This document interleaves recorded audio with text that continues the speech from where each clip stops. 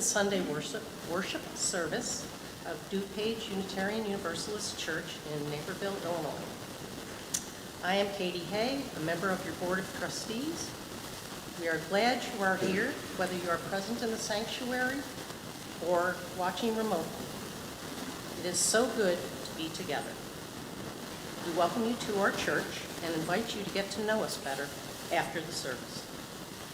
As Unitarian Universalists, we hold that there are many paths to truth and meaning, and we support one another on our spiritual journey and religious journey while holding ourselves in covenant. The rich liberal legacy of the Unitarian Universalist Church is rooted in our faith's 7 principles.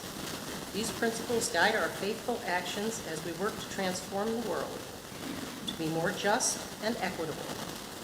You may find these principles listed on our website or on the wall in our social hall. Whoever you are, wherever you are on life's journey, wherever you are in the world, you are welcome. And a few extra announcements this morning. Many thanks to all who participated in the Capital Campaign feasibility study through face-to-face interviews, focus groups, or by survey. Pertapis Associates compiled the information you provided and found strong support for moving forward with a campaign goal to eliminate our loan debt. The board agreed to do so at the September meeting, so stay tuned in the coming months. Great news. And are you excited to learn more about us?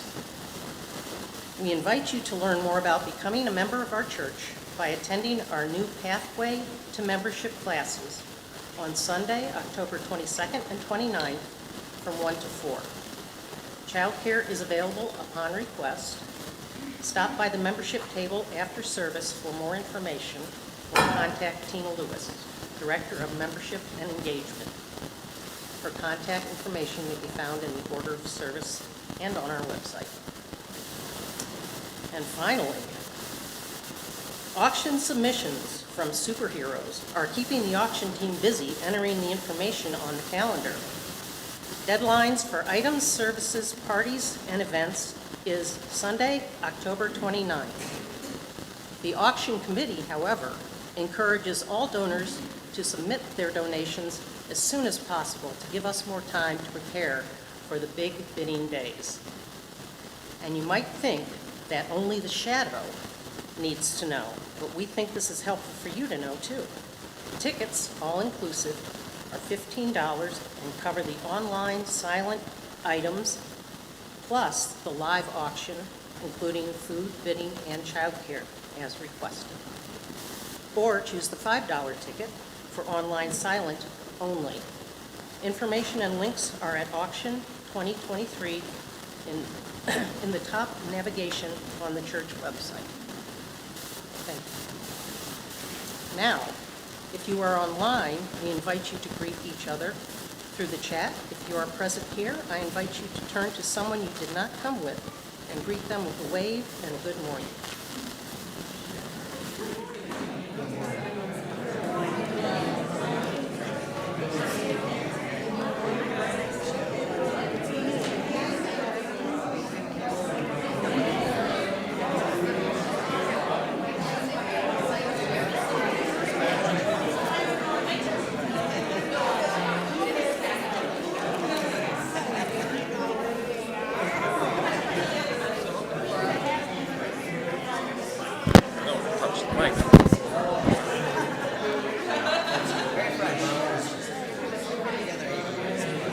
I will accept it. Did you turn? I'm clean, I'm clean, I'm clean. Okay.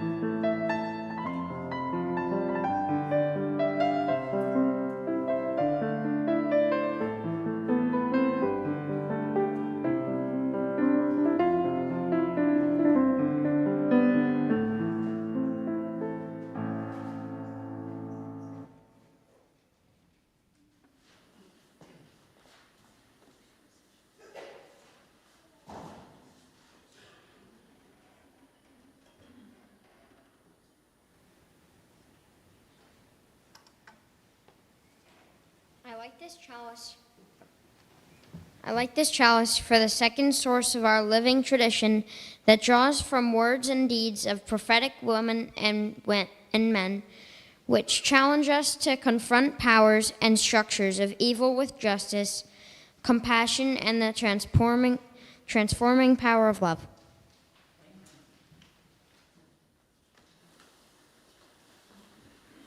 Good morning. Welcome to this place of love, this place of communal flourishing. We enter this worship space to open our hearts, to expand our minds, and to see the sacred within each other. Come, let us worship together.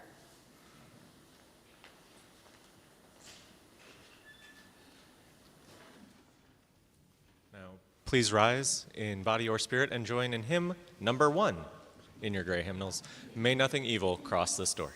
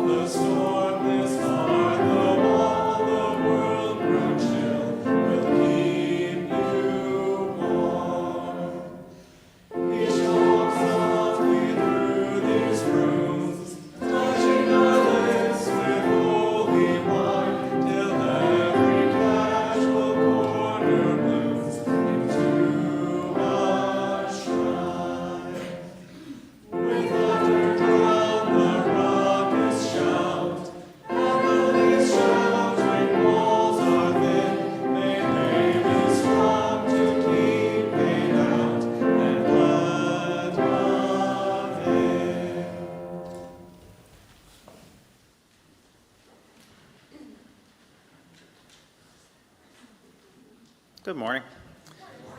Please join me in responsive reading 591. I call that church free. I call that church free which enters into the covenant with the ultimate source of existence. That sustaining and transforming power not made with human hands. It binds together families and generations, protecting us against the idolatry of any human claim to absolute truth or authority. This covenant is the charter and responsibility and joy of worship in the face of death as well as life. I call that church free, which brings individuals into a caring, trusting fellowship. That protects and nourishes their integrity and spiritual freedom, that yearns to belong to the Church Universal.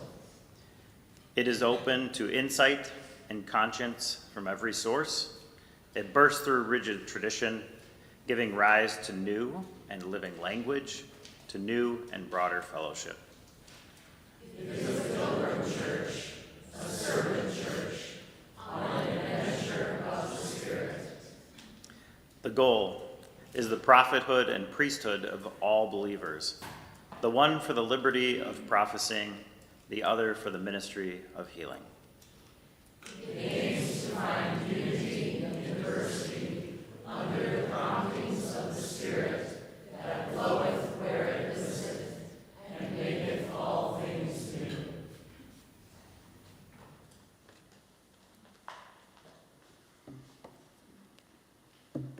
Each week, we come together to share our joys and concerns. Our vision of beloved community is rooted in the relationships that we share with each other, our world, and creation, and this is the time in which we can share those concerns and joys. Our flowers today were given by the Hamill family, a lovely blessing for the beginning of autumn. I have one concern from Joe Lindsley.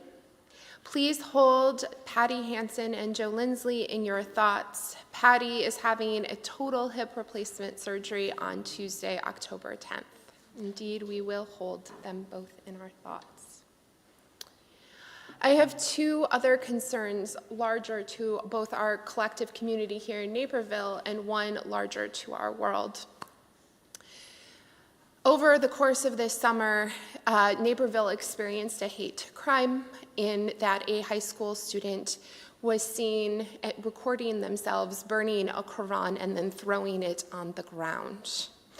The Naperville Interfaith Leaders Association, NILA, has issued a statement. The video only came out recently, which is why this has not been shared more publicly before now. And it seems that it has something to do with the tensions between the Hindu and Muslim communities in India and some of the spillover here. We have two very large communities of both Hindu and Muslim immigrants here in Naperville, and this does not live into either Naperville's values or ours as a community. So please hold those who are handling this situation in your thoughts. As many of you know, the situation in Israel and Palestine has escalated over this weekend, and I would like to share with you the message from our Unitarian Universalist Association President, Reverend Sophia Bettencourt. Beloveds, I invite you to stop what you are doing if you can and sit with me in the depth of this tragedy of continued violence between Israel and Hamas. How to reconcile the cost of occupation and of war. How to nuance two very real histories of oppression and violence. I'm holding close the words of UN Middle East Peace Envoy Tor Weisenland, who said, "This is a dangerous precipice, and I appeal to all to pull back from the brink." We, as a people of faith, can condemn violence against civilians, while at the same time engaging the full legacies and histories of oppression that shape such devastating conflict. As a faith tradition, Unitarian Universalists have long worked for peace, and our principles and values call for the goal of world community with peace, liberty, and justice for all. At the same time, we have not engaged the tangled issues surrounding Israel-Palestine in communities since 2018, and our last engagement resulted in severed relationships and deep pain. I pray for the people of Israel and Palestine. I pray for leaders around the globe who must respond to this latest flare of violence and the untenable ethical considerations that abound. I pray for Muslim and Jewish UUs who experience the impact of this long strife acutely.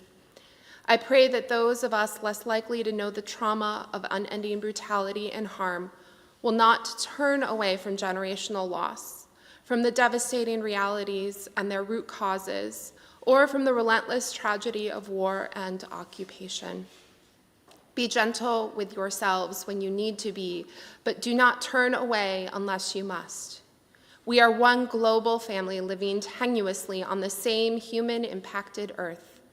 Let us center ourselves in justice as we call for peace.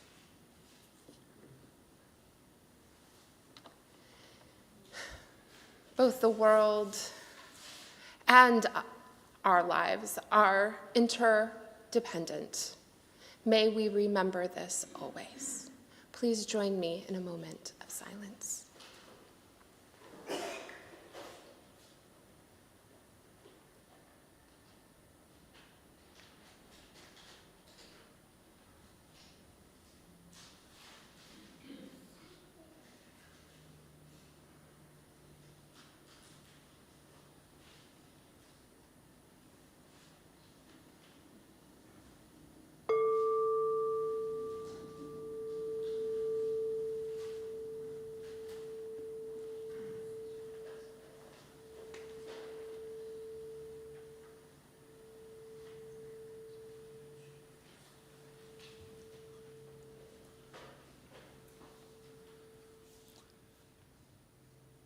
it is time to gather, and I would like to invite the young people to come join me up here on our gathering quilt.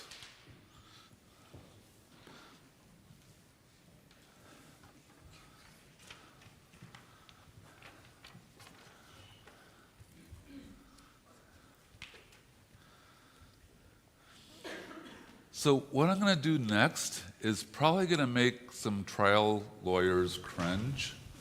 I'm going to ask a question that I don't know how it's going to be answered. So I would like to know, why do you guys come to church?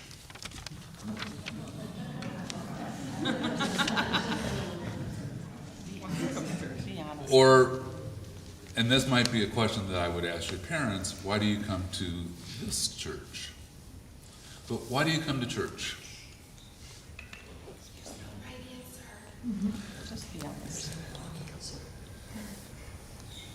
Why do you think you come to church? Why are you here this morning? And it's all right to say, because my parents made me come. Is that? Well, what I'm going to do is I'm going to maybe give you some reasons why you might come to church, or why you might come to this church. So many years ago, there was a Unitarian minister who was a teacher of ministers. And his name was James Luther Adams. And he taught at Harvard, and he spent some time teaching here in Chicago at Meadville Lombard, which is a school for Unitarian Universalist ministers. And one of the things that he taught was what he thought as the guiding principles for a free faith, or for a liberal religion. And he felt that these to be the reason why you would want to be a part of our religion. So there's 5 parts, which are called the 5 smooth stones of liberalism. Some of you might know the story of David and Goliath. It's a story from the Bible. So in that, a very young man named David picks up 5 smooth stones to battle against the giant Goliath. However, we use our 5 smooth stones to build a more just, loving, and free world. So, we have our first smooth stone. And our first stone reminds us that we are part of a living tradition in which learning and discovery is continuous. So living tradition means that unlike many religions that use books that are hundreds or even thousands of years old to learn from, we look at new ideas, and we're open to learning from new discoveries and ideas, and we look to do things in a new way to make the world better. So together, we engage in a free and responsible search for truth and meaning. Have you heard those words before? Where do you hear those words? I forget. You forget? Are they in our 7 principles? Yes. Yeah. So our second smooth stone reminds us that we choose to be in good relationship and community with each other and all things. So Dr. Martin Luther King Jr. explained this best when he said, "Whatever affects one directly affects all indirectly. I can never be what I ought to be until you are what you ought to be, and you can never be what you ought to be until I am what I ought to be."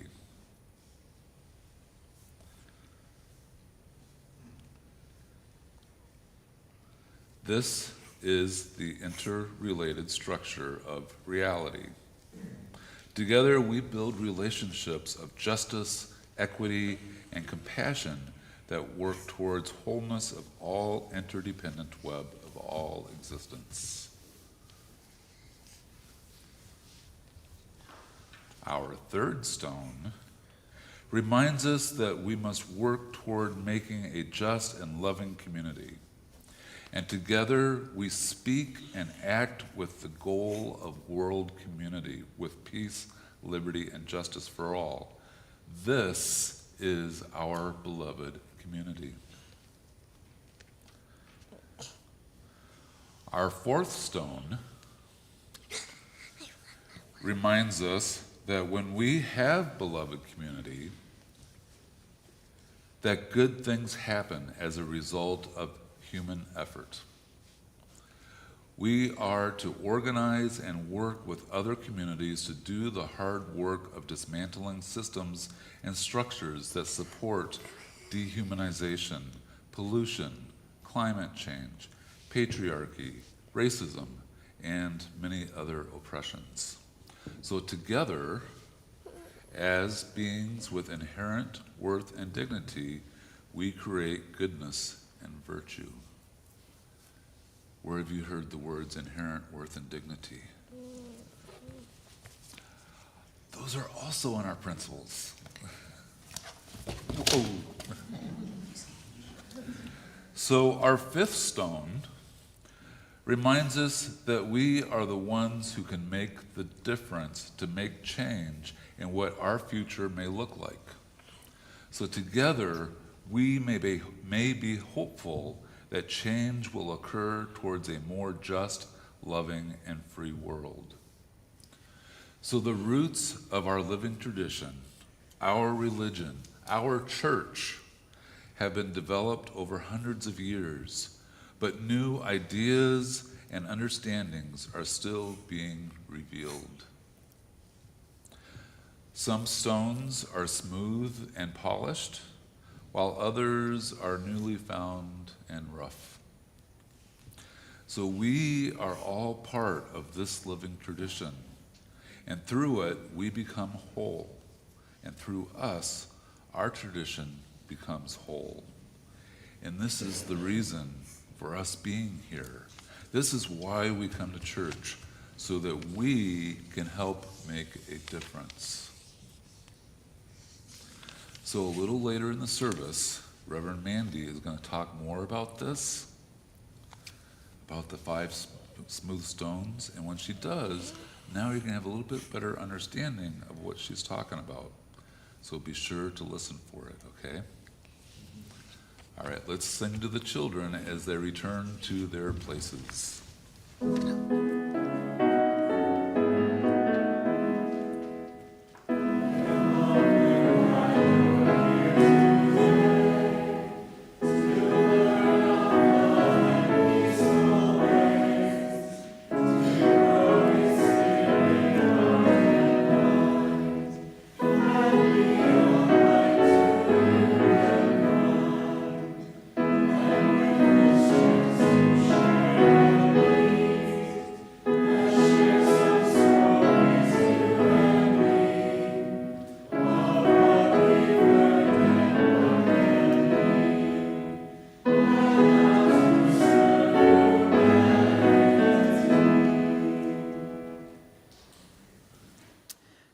Giving of our treasure is how we reciprocate the many gifts that we are given by this community.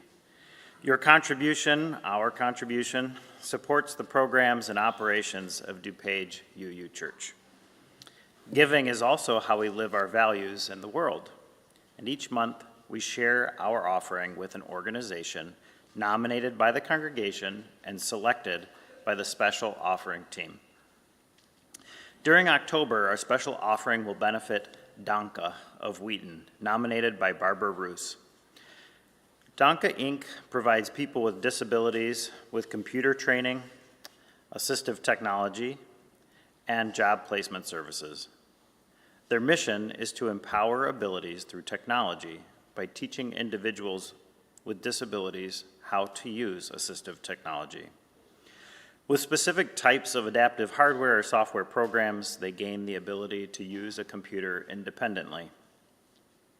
Through the training program and job placement services, they help people discover their potential and reach their goals. For more information about Donka, visit their website at https://Donka, that's DONKAINC.org. The morning's offering to support the work of DuPage Unitarian Universalist Church and the work of Donka is given and received in a spirit of generosity and gratitude.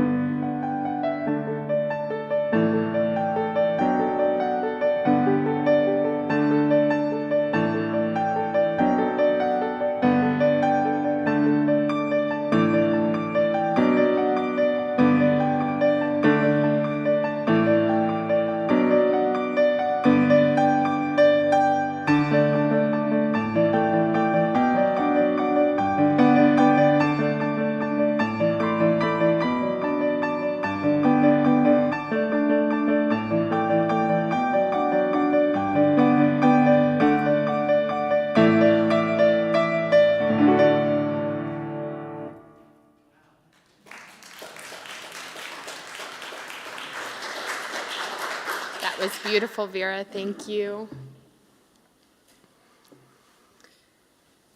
We find ourselves in a particular moment in time, and I feel like a broken record because I feel like I'm constantly saying that, but it's true. The decline of religious communities has been going on for over half a century and has now been exacerbated by the pandemic, a time when so many people have lost connection.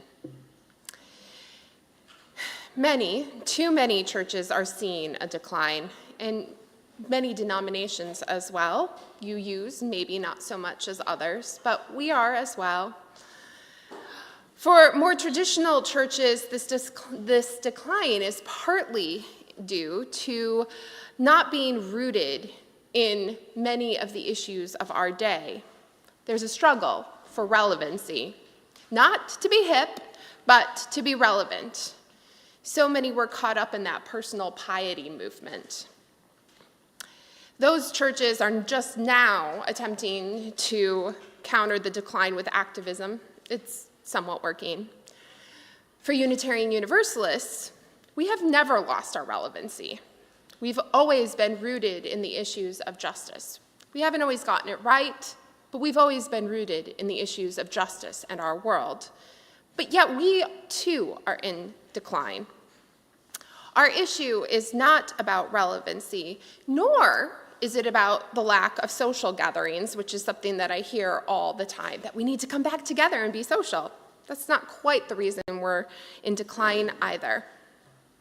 Because being social is a beautiful thing, and it happens in many different ways. But the lack of being social is not the reason for our decline. In fact, actually, the Pew Research Center, as well as just conversations that your staff is having with other UU churches, are telling us that younger generations are looking for more and more opportunities to engage in the community in spiritual ways. Which begs the question, are churches actually in decline? If we get on the balcony, so to speak, we might change our question to what is the point of church? Why do we go? More specifically, what is the point of a liberal church? After all, there are so many opportunities to engage in justice work elsewhere and social opportunities as well. Why would you go to church if those are the two reasons that you would come to church? James Luther Adams, a Unitarian theologian, writing during the 1930s, during massive political, social, and economic upheaval, wrote about a similar issue. Not the decline of church generally, but the decline of the liberal church. He was writing about the growing attitude that liberalism was becoming irrelevant as a political theology, or as a political ideology, and the impact of that decline on liberal religion. It makes sense, right? Liberalism grew out of the philosophy of John Locke and the political thought of Thomas Jefferson. Liberalism emphasizes the importance of the individual and the individual's property. This idea of the individual over all else is articulated by James Luther Adams this way: personal sovereignty rules, thus turning the positive obligation of the political order to promote individual fulfillment through economic intervention. It's the middle-class philosophy of upward and onward forever and the defense of private property. Does this sound familiar? And this idea was then reinforced by science and enlightenment with the ideas of inevitable progress and evolution as unending. Within Unitarianism, William Ellery Channing used this same understanding to get rid of the idea of sin. Theologically, he wrote that the individual is inviolate, which led Channing to the idea that there is an innate purity within the individual. In other words, he deified all of humanity by humanizing Jesus. It was not difficult for the dominant culture to then begin political rhetoric in the 1930s, maybe even sooner, that pointed to anyone and everyone but the dominant culture to blame for the economic and social problems of the time. Thus, to be liberal meant to care for the self over the community, a concept most academics and theologians in the 1930s found highly problematic in the context of Nazism. I would suggest that many Unitarian Universalists unconsciously still hold to this overemphasis of individualism through their interpretation of our first principle of the inherent worth and dignity of every person. This is likely, in my opinion, one of the reasons for our decline as a denomination. Adams named this hyper-individualism as idolatry. Idolatry here is a thing that is placed at the center of all things, superseding all other things to the detriment of all.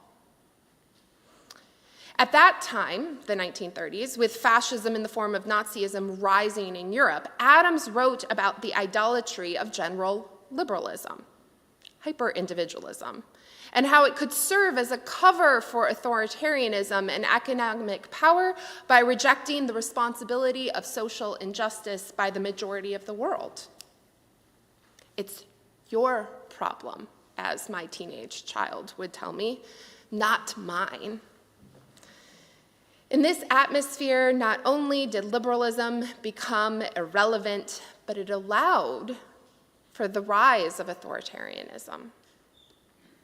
So Adams writes to counter this understanding of liberalism by reminding us that within the larger framework of liberalism was the Radical Reformation, a more specific aspect of liberalism that is inherently anti-hierarchical. It came from seeing the abuse of power by church authorities that were closely aligned with secular authorities. Remember this from the Reformation? This Radical Reformation liberalism emphasized the importance of separation of church and state. It believed in the freedom of the spirit rather than the freedom of the individual. Within religious settings, this was taken most literally by the Quakers, who have no clergy whatsoever. Moreover, conscience is guided by the community. The individual finds transcendence and purpose not through rational control of property, but through life with others. If, Adams argues, we can embrace liberalism of the Radical Reformation, liberalism that gifts us with the inevitability of change and with an attitude of humility and repentance at the ways we all claim responsibility for the state of the world, rejecting the individual's deification, we may be able to not only save liberalism, but transform our world. It is within this historical, social, political, and economic context that Adams suggests what is now called the 5 smooth stones of liberal religion. The 5 essential elements of a genuine and vital religious liberalism, the answer to why we go to church. So stone 1, revelation is continuous. Nothing is complete. Nothing is exempt from critique and criticism. There's no perfection nor ultimate enlightenment. This is because we do not exist independently of each other. We are influenced by those around us, by nature, by history. It's the story of science's evolution, but within the context of our humanity. We cannot be deified neutral observers. We are participatory in our stories. And that is what the church's purpose is, to help us continue to receive revelation. We make meaning within our community. And that meaning making is both self-actualizing and communally actualizing. Through our experiences, we're brought into a deeper knowing of ourselves, each other, and the world. And this revelation gives us meaning, and without it, we cannot find meaning nor do good. Most importantly, continuous revelation gives us our being and our freedom, which is how we receive our dignity. The first stone is the primary purpose of church, to support self-realization and communal realization of a people. It's about challenging the status quo, learning together, and revealing new truths. Stone 2, all relations between people should be under mutual free consent and not coercion. Duh. Free inquiry and choice is the necessary condition for the free and full apprehension of truth and justice and the preservation of human dignity. Now, we can recognize that some limitation to free choice is necessary. We all need to go to school, after all, right? But this freedom is actually essential to our congregational polity, how we govern ourselves. Our churches are free to choose how they wish to be together. We join the Unitarian Universalist Association freely, without coercion, in the same way that we have freedom of pulpit and freedom of pew. We are free to agree and disagree. We join together to support the process of continuous revelation. We join freely, and we can freely leave. It means that as the communal inevitability transforms, so we must determine that we will transform, or if our community is not transforming as fast as we need it to, or it's going too fast for us, then we determine whether this is the place for us. Stone 3, religious liberalism affirms the moral obligation to direct one's efforts towards establishing a loving and just community. Adam argues that a faith that does not include justice becomes subservient to the state, which is in direct denial of one's freedom. This is part of a larger theological piece that argues that the church is meant to critique the state. This is why this is one of the ways that nationalism is prevented, is by having the church tell the government when it is morally wrong or needs to change its laws or its procedures to address the injustice of the world. Adam writes, faith in the freedom that creates just community is the ability to fully participate in the becoming of ourselves and the world.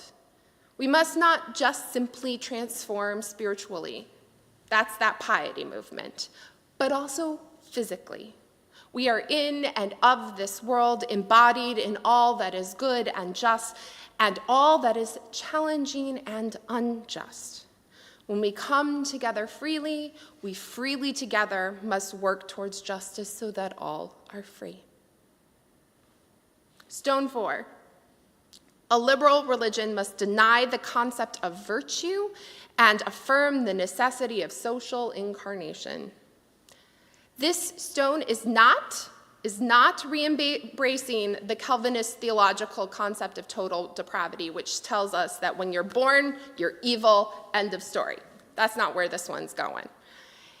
Instead, it is saying we are not perfect, and we cannot be good on our own. We must be in community with others to challenge ourselves and hold each other accountable. And that is more so that when we are in community.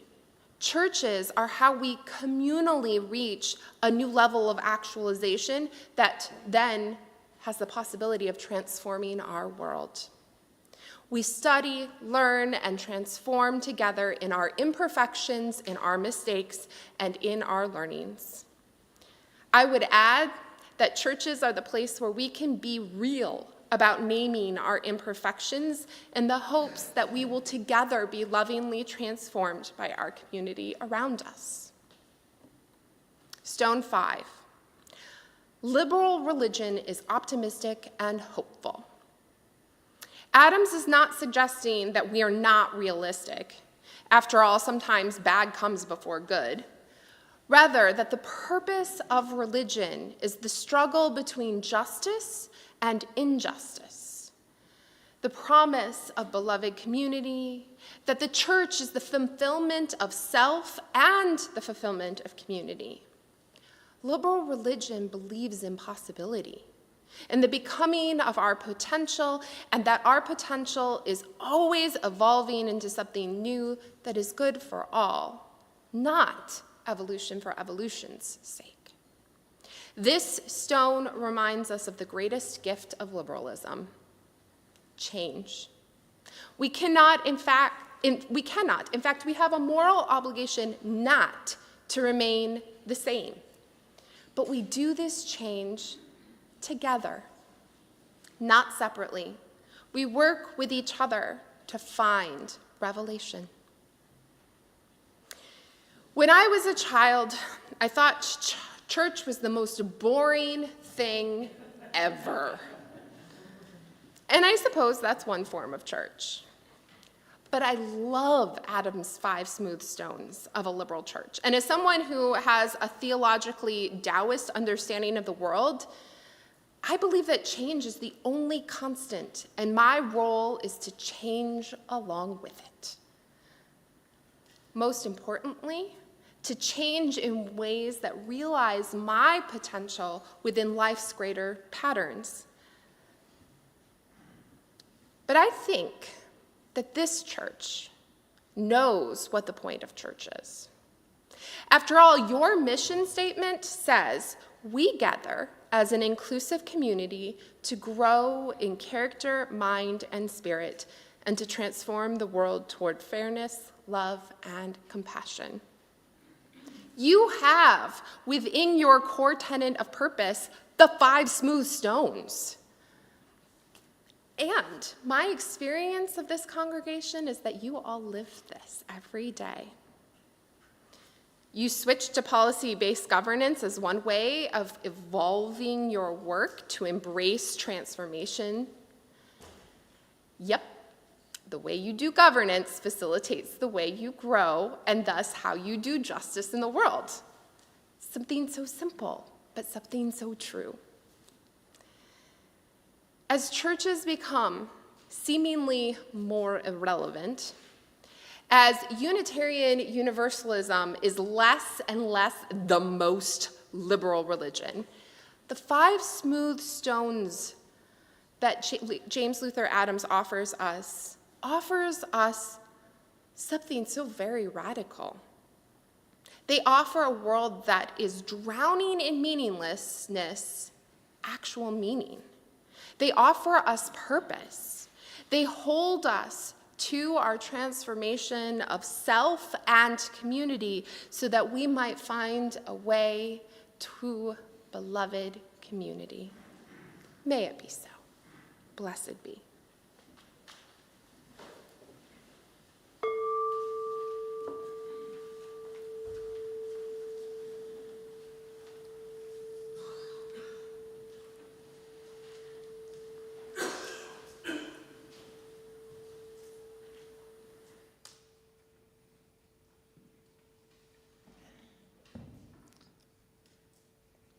Please rise in body or in spirit and join in hymn 295, Sing Out Praises for the Journey.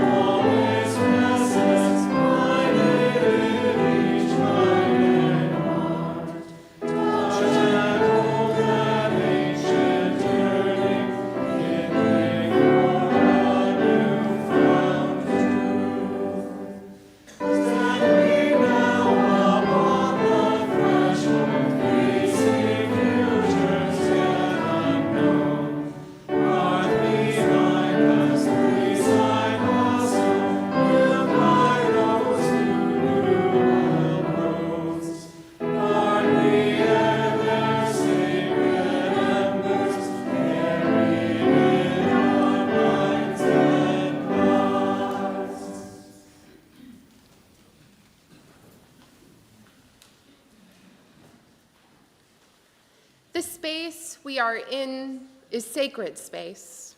It is the holy space in which we are transformed by and in loving community. That transformation and love does not end at the door, but follows us into the world to bring the world a new community, a beloved community. May it be so. Blessed be.